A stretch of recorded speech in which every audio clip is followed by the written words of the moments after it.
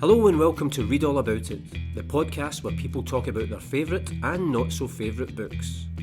Join me, Paul Cuddihy, as I take each guest on the literary journey of their life, from their most cherished childhood read and a book they'd recommend to anyone, to the book they couldn't be paid to read again, and much more in between.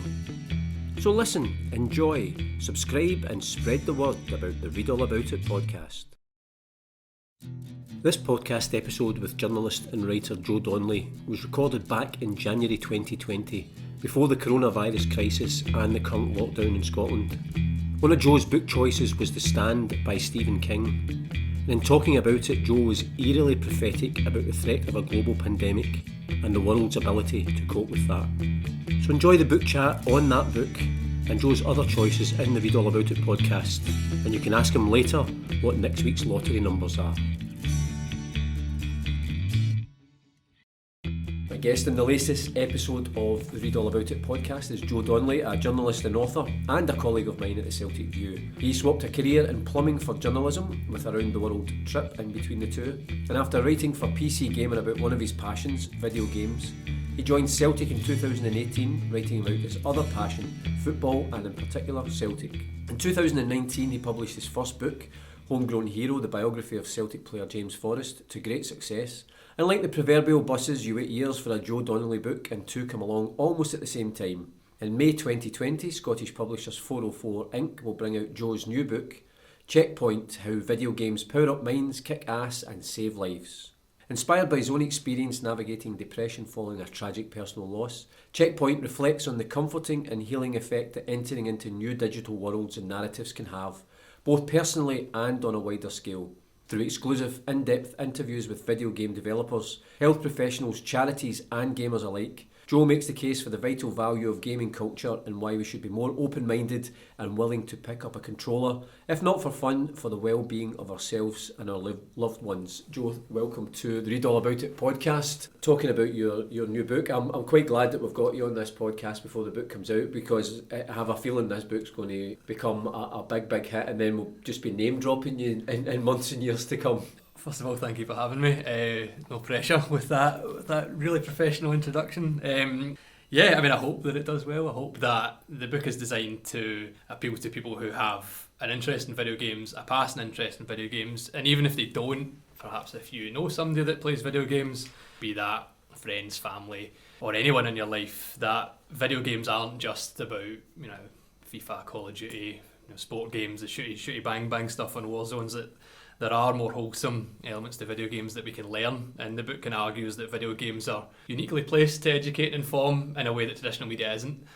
But I could speak about that all day, writing a book about it. But because it's interesting when you were telling us about the book, and obviously when it was announced, and it got a fair bit of publicity, and I think because of that kind of that stereotype of, it's quite, I suppose it's lazy journalism as well, that people just have this cliche of video games being bad and having a negative effect and responsible for all sorts of negative behaviour. And actually, it's what I think is really interesting, and why I think it will really resonate with a lot of people and take off, is the fact it's completely contradicting that and arguing that actually there is a lot of positives from it if people will just look beyond this kind of stereotypes. Yeah, that's exactly it. And you see a lot of it from politicians, and at the moment, who's in charge of America is kind of constantly bringing up the argument about video games causing people to be violent. There's not really any studies that prove that at all, and that's what I want the book to do, just look at video games to the opposite end of the lens, in terms of kind of fighting against stereotype and also mental illness. Like, it's mental health generally is still very much stigmatised today, so taking two stigmas, two stereotypes, and just showing, kind of breaking them down, asking why they exist and showing that it's not really the case. That's the main drive of the book. And also there's a bit of kind of personal stuff in there that you touched upon, and speaking to people who study it. They've got psychological backgrounds and they know the subjects better than me, so to kind of intersperse the book with both points of view as they go. And I'm thoroughly enjoying writing it. It's been really good, and it's nice to hear, I don't know, someone who's maybe not interested in video games like yourself, Paul, to be speaking. That's an age thing.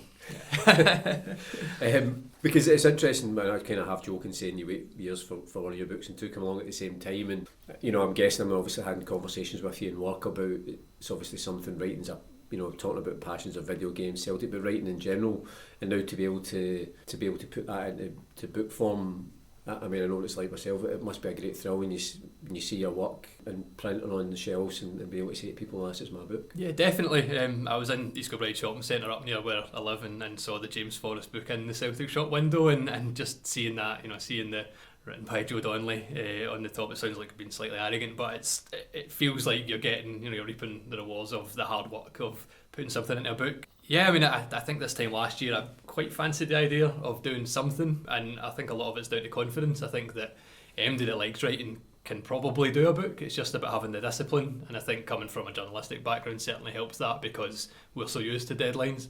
Not everybody's got that, but having the confidence to just get it done within a structure. And I do think that the James Forrest project, certainly there was quite tight time frames there to do that, and it's really inspired me to keep going with this one, and I'm starting to have a couple of fiction ideas as well, so watch this space, I suppose. Yeah, as I say, that it will soon be, yes, we once knew Joe Donnelly when he was just a mere Celtic View reporter. I'm not sure about that, but yeah. For the basis of the podcast, of course, I just ask people it's the same 5 questions, and obviously what's great about it is you get so many different answers because everybody's got different tastes in books going back to their childhood. And the first question I ask is what was your favourite book from childhood, and the one you've given is something I wasn't familiar with. Yeah, it's called The Stonecutter. It was part of a collection of children's books. I think it was the Puffin collection of children's stories for 5-year-olds or something. It was something that my dad read to me, and one of the stories within that collection is called The Stonecutter. It's essentially about a stonecutter who it gets fed up in the grind of 9-to-5 life and sees other people and other beings in his kind of day to day. And at first, the stonecutter sees he's kind of toiling away and he's working away in the sun, and it kind of the story challenges the kind of idea of class and social movement and stuff like that, but broken down so that it can be understood by 5-year-olds. And the stonecutter first sees a rich man, and he kind of wishes aloud that he wants to live that lifestyle, and a mountain spirit grants him that. So he's got this wealth and he lives in this lovely big house, and then he is still struggling in the heat, so he sees a prince with servants who are fanning him down, and then he wishes for that. Mountain spirit duly grants that as well. But still, even with all the money, he's not impervious to the heat, so he said he wants to be the sun himself, and the mountain spirit grants that. So all of a sudden he's the sun baking down, but then the clouds stop him from being able to warm up the land, so he wants to be the clouds next, because that's the next obstacle which he sees. So it's kind of a careful what you wish for thing. And then the clouds, he really kind of gets a bit power mad and he floods the world below.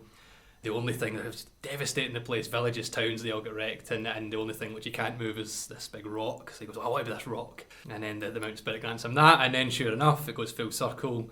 The rock is this unmovable object, and suddenly a stonecutter is chipping away at the rock, and he wishes that he could be the stonecutter again, and makes you kind of think about your place in the world and what is true happiness and all that kind of stuff, which I probably didn't appreciate at the time when I was only 5. But I liked the story, and it's something which has always stuck with me. And then when I read about it when I got a bit older, it's something that it's a really cool story. You think you're saying your dad read it to you? Was the political message or whatever would that appeal to him?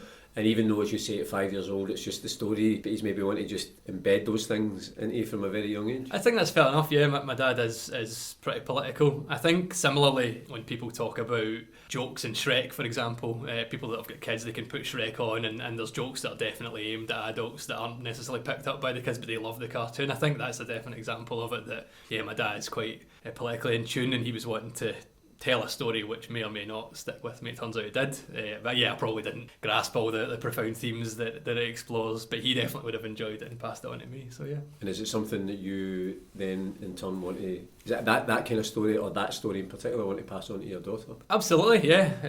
I don't know that I see eye to eye with everything politically with my dad, as much as he would hate to hear that, but I think I've taken on a lot of the traits that he did, and I'd like to pass that on to Lily. As I say, I think the kind of be careful what you wish for thing is something which applies in life generally, and it's really simplified in this story, but it's something which has stuck with me, and I would absolutely pass that on to my daughter when she's old enough to listen. And was it something when you're growing up, obviously your dad's got this idea of maybe that political story, but was there a lot of books in the house? Did your dad read to mum and dad read to you a lot when you were wee? Yeah, they used to read to me every night. My dad read Treasure Island to me at one point, actually, when I was a wee bit older than 5, and I went back and read it Obviously, it's a classic, a timeless classic, but I probably enjoyed it more when I was having it read to me. Right. Strangely, and it's no surprise that I consume books via Audible now, although not sponsored by this podcast, or vice versa. But part of it would have been about just having my dad and my mum there reading to me. I think that's really important. Like, my girlfriend and I try and do that with my daughter every night. She's only 15 months at the moment, but to read to her is a kind of family event as well, and obviously getting her used to reading books at a young age. And I think that, yeah, when I went back and read Treasure Island for her, it's obviously a fantastic story. I probably enjoyed it more the first time because there was that bonding with my mum and dad as well. Because that's quite unless it was that kind of children's version, I mean, that's quite a heavy going, especially if your dad had been working all day and then he's like, oh, I've got to read another chapter to Joe. Yeah, that was it. I mean, especially with Treasure Island, I was absolutely terrified of the black spot when I was only 7 or 8 years old or something. I was terrified that I would be in the playground one day and notice this thing on my hand. But yeah, it's a pretty heavy going book. I probably was more into reading then, and then through my kind of teenage years fell out of it a little bit, and then I'm now 33, like more and more into reading again as I kind of grew up. But no, it was great to learn some of the kind of literary classics, when I was younger, and obviously having that bonding with my parents as well. Yeah, I mean, that takes us nicely on to the next question, which is, again, moving on in terms of your own life. And some people have chosen a book when they've just been early teens, late teens student, so it's kind of that formative years when you're really getting books that are yours and you identify with, and what would your book be? Yeah, The Stand by Stephen King. Mum and Dad were big Stephen King fans when I was growing up, and I quite liked horror books. I liked Goosebumps when I was kind of just at the end of primary school, getting into secondary R.L. Stein, and then into the kind of point horror stuff, which was kind of teenage horror stuff, horror books. And then Stephen King was always in my mind. It was like kind of, that was real grown up stuff, and I tried to read it and kind of struggled a wee bit. Even when I was old enough to read it, I was probably about 15 and just couldn't read. I don't know, my mind was elsewhere. And then I tried to read Dolores Claiborne, and it was quite heavy, and then I had to do a specialist study project in 5th year, so when I was about 16, 17, and my dad had always gone on about The Stand, and he absolutely loved it, and it was his favourite Stephen King book. So I chose that, and I couldn't put it down, and it's probably to this day like one of the longest books that I've ever read. But at the time I loved it, and I've read it a couple of times since, one of the few books that I've went back to and read cover to cover again. And I just think like the themes in The Stand are brilliant. Like, I love Brave New World by Aldous Huxley, and I mean, I could have easily named that here, as well as 1984 by George Orwell, written in 1978. The Stand, the way it talks about this kind of dystopian world that influence and affects the entire population. I mean, even if you think in the late 90s, early 2000s, MRSA, swine flu, even Ebola in 2014, like, sometimes the world, for all the masses of medicine that we've got, isn't equipped for that kind of pandemic. So I think that something like The Stand in 1978 and even now is prescient, in the sense that something could happen, whether it's through terrorism or whether it's through just natural infection. Like, pandemic is never something which the world can properly say that it's immune to. So I think that the way that Stephen King handled that through kind of good versus evil was fascinating. Because I think even in recent years there's been some books that are kind of very similar, like pandemic style, post-apocalyptic books, and you can tell they've obviously been influenced by The Stand. But I mean, even as a young guy, sometimes I think when you see a book, the physical book, and it is a big chunk of a read, that wasn't intimidating at all? Or? Yeah, I mean, I think because it was kind of underpinned by the fact I was doing it for school, so I was doing it for a project, and again, speaking about deadlines, like, I knew I had to get to the end of it, and then as it would have been as me at 16, 17, I had to critique it as well, and kind of pour over the themes and the characters and stuff. I remember at the time learning that Stephen King, or maybe I learned this afterwards, but he'd wanted to do his kind of take on Lord of the Rings, and Lord of the Rings is to this day my mum's favourite book, which I've read. And being into video games, the fantasy elements do appeal, but I've always preferred the kind of realism, and for all, like, it's quite fantastical, The Stand, like I said before, like, you could imagine this happening in the modern day, and replacing Mordor with Las Vegas, I think, is brilliant. The Dark Lord with Randall Flagg, so the parallels are there. Yeah, I mean, it was a very long read at times. It felt like a slog, but because it was tied to my school stuff, it never, I say it felt like a slog, it was more because I knew I had to get to the end of it. But it's gripping from start to finish. I mean, you've read it yourself. Yeah.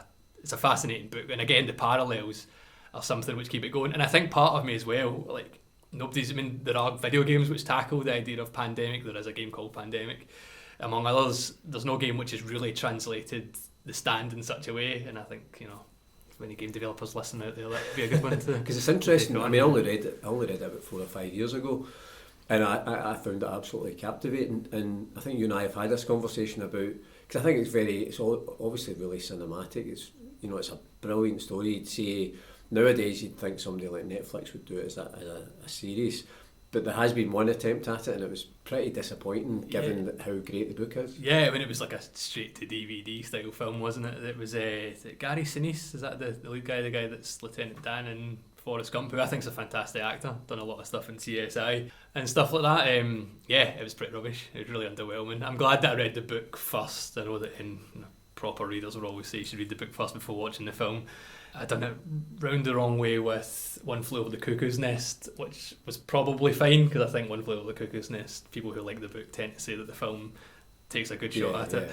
But yeah, like given like you spoke about cinematic, I mean obviously it is massive now. The Green Mile was a fantastic Stephen King adaptation, and it feels like The Stand, especially now, especially the world that we live in, would they could do a proper Hollywood style version of it. I'm surprised they haven't. Yeah, and you mentioned about you listen to a lot of books now rather than read them. I mean that would in itself would still be a pretty impressive achievement to sit. I don't know how many hours you would have to sit and listen to The Stand if it was just an audible book. Yeah, absolutely, and that's like in terms of reading. Like I said before, I kind of fell out of reading, and then as an adult, kind of got back into it. And with my commute from home up to Lennoxtown, where we're getting interviews for the Celtic View and the Matchday programme, I've got this kind of hour time slot where it's so busy in the house with a 15-month-old daughter, like I said before, being able to allocate that time to reading, because you obviously can't pick up a book whilst I'm driving, it's brilliant. But yeah, I mean The Stand would be a big effort there, but I maybe will revisit it at some point in audiobook. And when your own book comes out, I mean obviously it'll be up to the publishers whether they see that as an audio book, and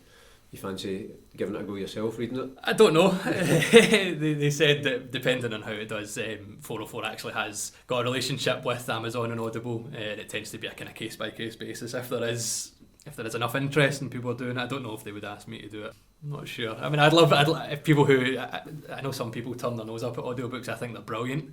I think however you choose to consume literature or non-fiction or anything is up to you, and it's just a kind of sign of the times that people don't necessarily have time to sit down and read. Maybe they'd be better placed getting someone else and not me to do it, but yeah, we'll wait and see. Wait and see.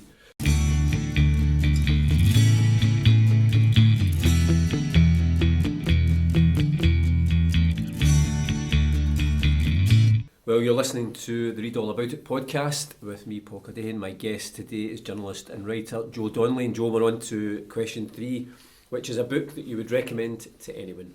Yeah, it would be The Curious Incident of the Dog in the Nighttime. I think the way that it puts across the themes of, so it's the lead character has Asperger's, and kind of putting someone in the shoes of someone with the condition. I think it's a really interesting way to do it, because sometimes it reads awkwardly. It reads like a kind of thought process that's happening in real time, so it's like the thoughts are kind of just thrown onto the page. And in terms of, from a very personal perspective, in terms of what I'm hoping to do with my book Checkpoint next year, it's to convey mental health or mental illness or problems with the kind of mental process through a lens of, through a kind of personal lens. I think that book does that very, very well. And it is a mystery book in a kind of really unorthodox way. It keeps you guessing till the end, but in a very personal way. And yeah, I mean, it's from the first time I read it, it's just completely stuck with me. And I think that anyone who's got an interest in mystery books or mental health, I think it would definitely be my first recommendation now. Because it's a real, I think, for him to write that book and to get into that character, and it's a real skill in what he's done there. I mean, it became a phenomenally successful. I saw a stage adaptation of it at the King's Theatre a couple of years ago, and again I was interested as much as to see how on earth you would turn this book into a play, and it actually worked really, really well. But you're totally immersed in that character, but that's obviously his skill as a writer. Yeah, I mean, and you said that about the stage adaptation, and I would love to see it, because I think, I can't imagine. I think if you explain to someone like the themes of the curious incident is the fact that there is a dog with a garden fork through its abdomen in the garden, and then it goes from there, and it's about someone that's got Asperger's, and the twists and turns it takes, and the kind of social elements about the family not necessarily seeing eye to eye, and the exploration side of it as well. And I think even if you explain any of that, and it's hard to imagine that in book form. Never mind how you would take that to the stage. But yeah, I mean, it was so different from anything I'd read at the time, and it's so different from anything I've really read since.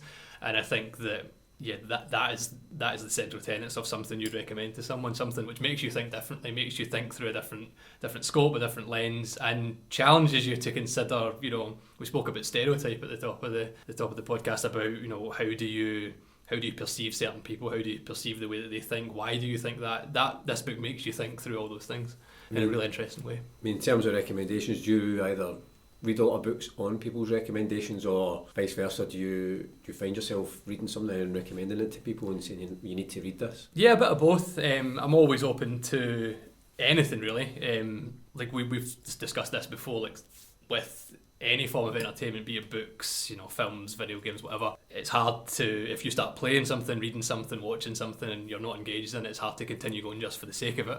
But if someone personally was to recommend something to me, I would definitely give it as good a shot as I could. And this is definitely one of those books I think that everybody should give it a shot. And it might not be for everybody, but, you know, it's something, yeah, I mean, that's why you make recommendations, isn't it? Now, the other side of the coin, of course, is that if there's a book that you'd recommend to anyone, is there a book that you couldn't be paid to read again? Island by Aldous Huxley, which is considered a classic. For the record, I absolutely loved Brave New World. The kind of, it was written before 1984, and George Orwell was 1984, but it kind of takes the view of anyone who's not read it about man being controlled, whereas 1984 takes the kind of surveillance state approach. Aldous Huxley in Brave New World talks about medicine being used, pharmaceutical companies being used to control the populace. Island takes it's the antithesis of that, and it kind of takes a utopian look at the world on an island. And because I love Brave New World so much, I read Island from cover to cover on holiday and really didn't like it. Found it, like, I was just sitting by the pools in the sun, and I just kept reading because I thought, like, at some point this book is going to surprise me and I'm going to really like it and side with all the praise that it gets. And when Aldous Huxley clearly was a fantastic writer, but I just didn't. I don't know. I just thought it was. I mean, 30 years after he wrote Brave New World, it was verbose for the sake of being verbose. It felt like he was, like, I don't think there's anything wrong with flexing your literary muscles, for want of a better term, but it felt like he was just filling sentences with this flowery language, and it just didn't sit with me. I didn't think. If politics and English language is how writers should be, as per George Orwell, this was the opposite of that as well, and I didn't like. I tried to read it again a wee bit down the line because I thought maybe it was because I was on holiday and I wasn't focused enough, and I mean, I always think that's the beauty of books, is it's a subjective thing. So somebody will be sitting listening to this, and The Island will be like one of their favourite books, and they'll probably be shouting at you. Yeah, what do I know? And that's probably the case, but I just didn't. And I gave it a fair spin, you know. Like I read it from cover to cover, and then tried again, and just really didn't like it. Now, given the fact that it is such a subjective thing, people's, you know, in any art form, how are you going to be okay in terms of when you start getting reviews for your book? You know, because it's a personal thing for you. It's a part memoir, so there's a lot of you in it. That obviously, when you get the nice reviews, that'll be fantastic. But if you know, you can't please all of the people all the time, so how do you think you'll react if you read a review and it's not so complimentary? It depends who it is. If it's my mum that's left a negative review, I'll never speak to her again.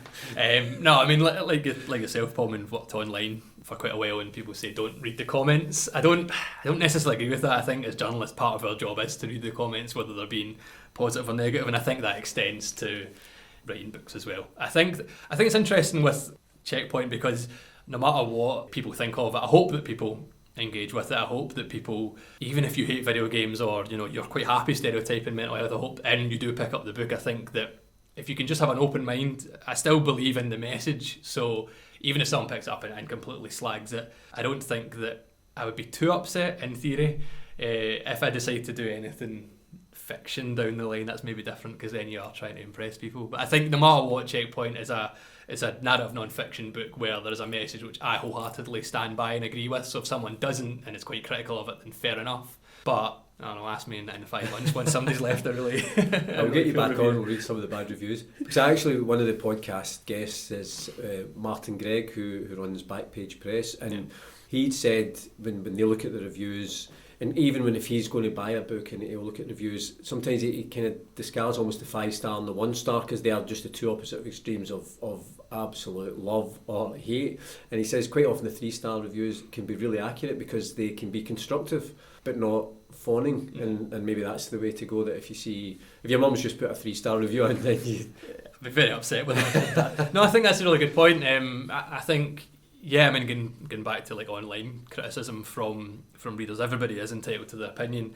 The best ones are the ones that offer something else to the conversation. You know, if you don't like the book, then that's one thing. It would be good if you said why. And I think that applies universally. Like, if you can be critical without being either extreme, I think that's fair enough. But yeah, I suppose I'll say I'll be okay with negative comments, but yeah, I'm better revisiting that in 6 months when the book's out. But it must be great as well, like for your parents. They'll go back, they'll remember just reading your stories, and then when you first started showing an aptitude for writing, and now to see you like, already get one book published and another one come out, that must be, as any parent, they must be really proud. Absolutely, particularly my dad with the James Forrest thing, given he's a lifelong Celtic fan, and not my mum's not proud of that, she absolutely is, and so my family. Yeah, it's really nice. I think when we had Chris McQueer for the Christmas issue of the Celtic View last year, how's that for a plug? Him and I had a conversation about writing in Glasgow, and he's from the East End, and that in some ways, I mean, he's only a few years younger than me, but probably Scotland all over. I can only speak to the West of Scotland in terms of experience and like the kind of creative industries. If you show like an aptitude for writing at school or maybe drama or art, quite often there's somebody else there saying, nah, you shouldn't do that, you need a real job. And like you said at the top of the programme, I was a plumber for a number of years before I moved into journalism and writing. And I think that being able to kind of eventually ignore that, it's taken me a while certainly, but to ignore that and then pursue something which you enjoy. I love writing, be it about video games, Celtic or whatever else I'm doing, and to be able to express yourself, you know, show that you're semi-competent in it, and then be able to show that to your parents or your family or anything. It's a great feeling. And also, it's good, you know, when somebody who doesn't know you, for example, you know, 404 Inc., you submit that proposal for Checkpoint on spec, and they're looking at it from a business point of view as much as anything else, and they like what they see. That obviously as a writer must give you great encouragement. Absolutely, and Laura and Heather at 404 have been brilliant with me. They were in touch almost immediately after I submitted the proposal, and it was just like an open submissions thing, and they'd said that they'd quite liked to do something on mental health and video games, and the thought of bringing them together certainly appealed to them. They, for all they're an independent publisher, they know what they're doing, and Margaret Atwood even spoke really positively about what they're doing. She named them in, I think it was like top 15 or top 16 people for the Times, the English Times, for women that are changing the world, one of which was Greta Thunberg. So I mean, they as a publisher are really making huge strides, and it's a real honour and pleasure for me to be working with them, and also to kind of pitch something which aligned with their politics and their outlook. So it's really exciting. I love what I'm doing, and I love the subject matter, and I love writing about things which I'm passionate about, and yeah, that's football and video games and mental health. So to be able to do that all at once in different capacities that's a dream come true. And then in the future, I suppose the pinnacle will be is if a future guest on the Read All About It podcast recommends your book. That's it, yeah. And or maybe somebody will come on and I'll just like pan it, and then you can invite me back on. I will edit that out for you, Joe. If you leave it in, you can invite me back, and I can tell you how I feel about negative reviews. So. Well, we're on to the fifth and final category, and that is either the last book you read or the book that you're currently reading. This isn't the exact last book that I read, but I read Shoe Dog, the memoir by Phil Knight, who's the creator of Nike, which is a really, really interesting book. But just before that I read The Chain by Adrian McKinty, and I wanted to talk about that because it's a fantastic piece of fiction. It's a kind of mystery thriller, and it taps into all the fears of parenthood. So it's about the chain and technology. It's this really nefarious group who essentially kidnap children and keep people in the chain in order to make money, and it's a roller coaster of a book that I would recommend to MD as well, and it's a fantastic book. Adrian McKinty's story is really interesting as well. I know we spoke about this in work before. Don Winslow, the crime thriller writer, was into his stuff and spoke to Shane Salerno, the film producer, who is also Don Winslow's agent. And Adrian McKinty was living with his family in Australia. He was an Uber driver, and for all he'd had critical acclaim for his books, he hadn't really made too much money off it. And Don Winslow had said to Shane Salerno, this guy's really good. Shane Salerno phoned him up and said, have you got anything based in America? The Chain was the book that he was working on at the time.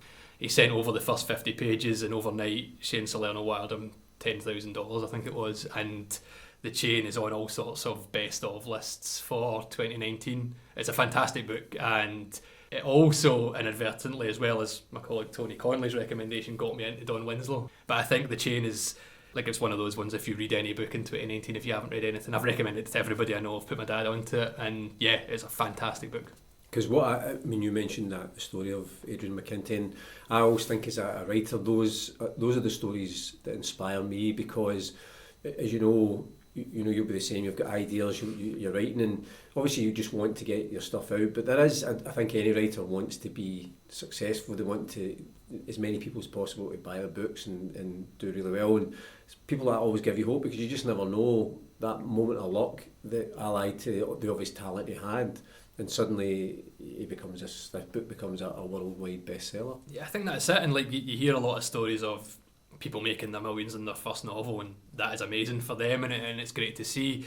Adrian McKinty was somebody who, I mean, he had real critical acclaim. He had all sorts of nods and awards, which is great. But if you're not kind of reaping the benefits financially, like he was saying, he was interviewed after Shane Salerno had approached him, and he said he kind of felt unfair because his wife was doing most of the work while he was living this kind of romantic writer idea, which is great, and he's obviously clearly a very talented writer, but not really earning any money. But yeah, I mean, it certainly gives any author that kind of, as you say, like the inspiration or the drive to keep on going. One of the things that I saw someone, when they were speaking about The Chain, they said that Adrian McKinty approaches writing with like the guile and the grit of like an investigative journalist, and the way he explores some of the themes, because technology is a kind of overarching theme throughout The Chain. There are some things about kind of computer hacking and stuff which I would have no idea about, but the way he's clearly done his research, but the way he's able to articulate it and pitch it is in layman's terms, which you can understand over the course of the story. So no, it's a fantastic book. Recommend it to anyone. Because you mentioned as well earlier on, the two books you've either brought out or working on are non-fiction, but fiction as well, given the fact you read fiction, that's, and maybe books like that will be an influence in terms of wanting to kind of explore that in terms of your own writing as well. Yeah, absolutely. And I've got a wee fiction idea which I'm not ready to speak about yet, but it kind of explores time travel. So I'm also listening to Stephen King's 22-11-63, and it's about time travel and what if President Kennedy wasn't assassinated. So yeah, I mean, it's kind of like, I think you'll always be interested to read anything fiction-wise which overlaps with your own interests. Not that you would ever steal ideas, but to be informed with what's there, and maybe that'll help shape some of your future ideas as well, both in a way of, okay, well, they've did this, maybe I'd like to take it that way, but also because you are interested in those themes. In 2020, obviously it's shaping up to be an exciting year. Your book Checkpoint's already on pre-order. Just even seeing the cover of it as well must be a real thrill, but the fact is it's going to be coming out this year, and it's just something, as you say, you've got a real passion for, a real belief in, and to see that then in book form and hopefully then be able to engage other people as well must be quite exciting. Definitely, I can't wait. Like I said before about seeing the James Forrest book in the Celtic shop, to see it, like the thought of it sitting in a bookshop and maybe somebody picking it up and buying it, as long as they don't leave a negative review. I mean, that sounds really thrilling. I'm only joking, obviously. But I said to you, like, the pre-order is on the 404 site, but it's also on Waterston, so I've got a partnership with 404, and my mum's shopped in Waterston's forever, so like the fact that she can go on the Waterston's website and see that Joe Donnelly's there, that makes her really proud, and she's told all my aunties and stuff like that, which is a wee bit embarrassing, but it's cool. I mean, it's good to be able to, because books are hard. Like you need to put a lot of time and a lot of yourself into them. It's a lot of words. It's a lot of effort in your spare time. So to be able to, the end product eventually make that worthwhile. So if anybody's listening, the book is available to pre-order. And also, I've given you a top tip before, which somebody told me as a writer, that once the book's actually published, go into bookshops, and if it's just on the shelves and you can just see the spine, take it out, turn them to see the cover, or else go and place it on some of the prominent tables, because people definitely judge a book by its cover. And I won't judge you if I bump into you and you've got half a dozen copies of your own book in your hand. I'm glad that's already out there. But listen, thanks very much, Joe, for joining us on the Read All About It podcast, and we really look forward to the publication of Checkpoint. I have a feeling it is going to be absolutely massive. But thanks for joining us on this podcast. Thank you for having me. Thanks for listening to the Read All About It podcast, and I'd love to hear what you thought about it. You can get in touch via Twitter at ReadAllAbout20, on Instagram at ReadAllAboutIt or you can send an email to readallaboutit@paulcuddihy.com. If you've enjoyed the podcast, subscribe, leave a review and spread the word. If you haven't enjoyed it, say nothing to anybody.